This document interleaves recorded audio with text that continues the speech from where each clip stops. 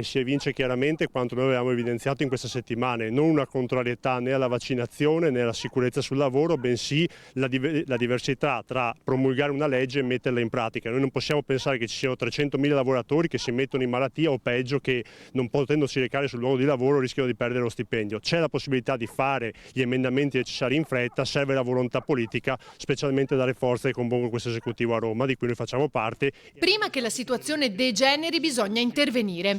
È questo l'appello al governo del deputato leghista veneziano Alex Bazzaro, che confida nella discussione in corso sul decreto Green Pass 3.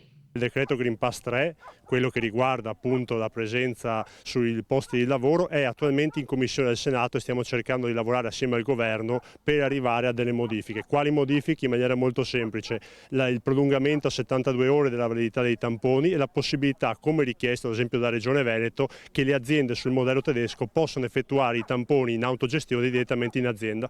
I tempi però sono stretti. Siamo già in ritardo se pensiamo non tanto alle proteste ma alle difficoltà che gli imprenditori del nord-est, in particolar modo nella nostra regione, ci chiedono costantemente di intervenire. Dato che abbiamo parlato per settimane, quasi nell'ultimo mese, di andare incontro alle esigenze del mondo del lavoro, di rispettare le esigenze delle nostre imprese, io credo che anche in questo caso le imprese vadano rispettate e ascoltate. Si può fare, ovviamente non ci può essere la volontà politica di punire una parte dei cittadini, perché quei cittadini lavoratori non possono essere lasciati a casa senza stipendio, ne va della produzione italiana.